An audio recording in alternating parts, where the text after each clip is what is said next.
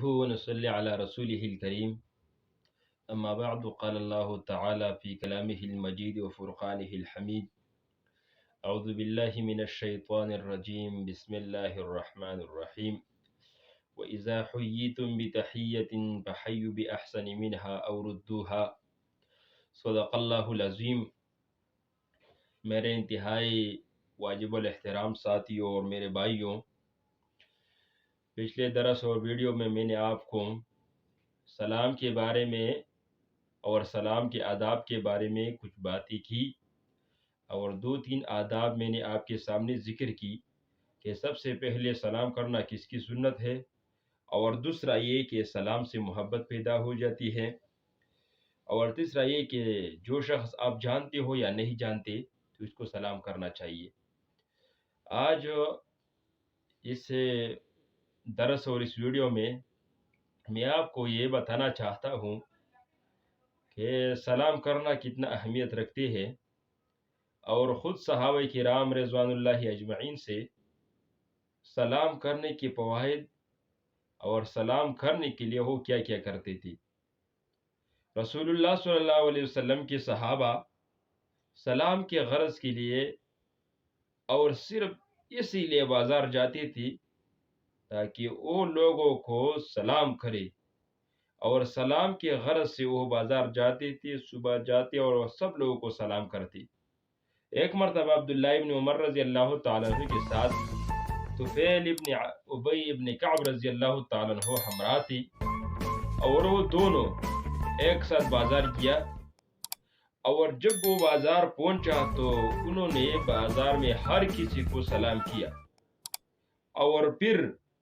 واپس آ گیا اور کہتے تھے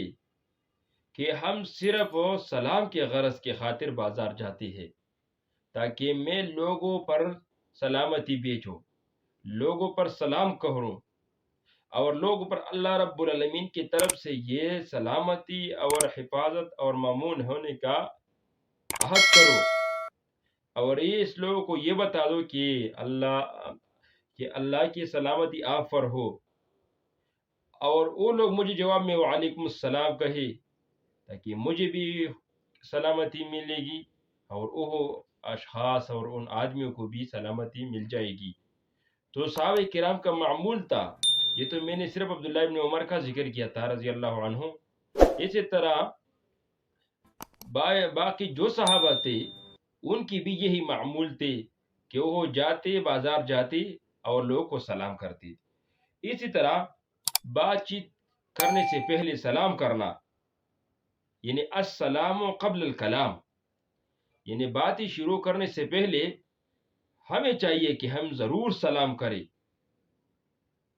یعنی سب سے پہلے سلام پھر کلام پھر باتیں، سب سے پہلے سلام کرنا اور پھر باتیں کرنا، پھر ملاقات کے بعد جو بھی ہو جاتی ہے وہ کرنا، یعنی سب سے پہلے سلام کرنا یہ ضروری ہے۔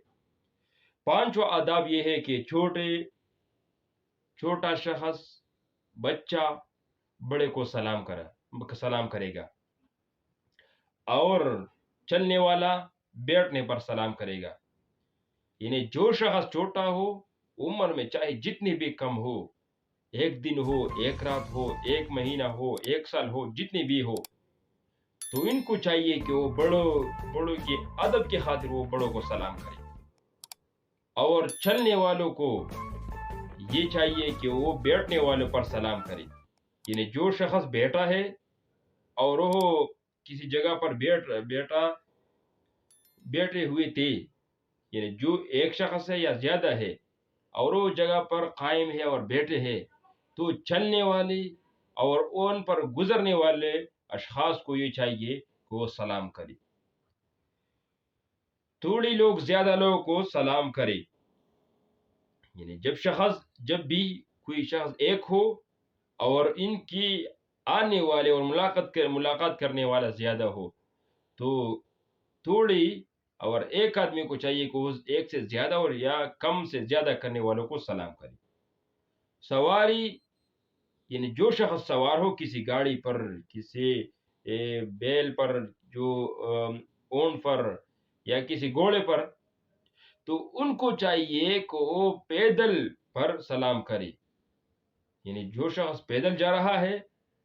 اور ایک شخص جو ہے وہ گاڑی میں سوار ہے، تو سوار ہونے کے لیے یہ چاہیے کہ وہ پیدل چلنے والوں پر سلام کرے۔ اسی طرح چھٹا آداب سلام کی یہ ہے، سلام میں پہل کرنے والوں کو اللہ تعالیٰ اپنے مقرب بناتا ہے۔ یعنی جو شخص سلام میں پہل کرتا ہے، یعنی پہل کا مطلب یہ ہے کہ جب دو آدمیوں کا ملاقات ہو جائے تو ہر ایک یہ کہتے ہیں کہ سب سے پہلے سلام میں کرو، اور دوسرا یہ کہے کہ سب سے پہلے سلام میں کرو۔ تو جو شخص سلام میں پہل کیا، اور یعنی پہلا سلام جو شخص کیا، جو شخص نے کیا، وہ اللہ رب العالمین کے مقرب بندوں میں شمار ہوگا۔ حدیث میں ہے کہ لوگوں میں اللہ تعالیٰ کے زیادہ قریب وہ شخص ہے جو سلام میں پہل کرے۔ یہ ابوبکر رضی اللہ تعالیٰ عنہ کی صفت میں سے ایک صفت تھی کہ کوئی شخص بھی ابوبکر رضی اللہ تعالیٰ عنہ پر سلام میں پہل نہیں کرتی۔ یہ صفت ہے ان عظیم ہستی کی جو افضل البشر بعد الانبیاء ہے۔ تو ہمیں چاہیے کہ ان صفات کی خاطر ہم ایک دوسرے کو سلام کریں اور ایک دوسرے پر سلامتی بھیجے، سلام میں پہل کرے۔ بازار میں جب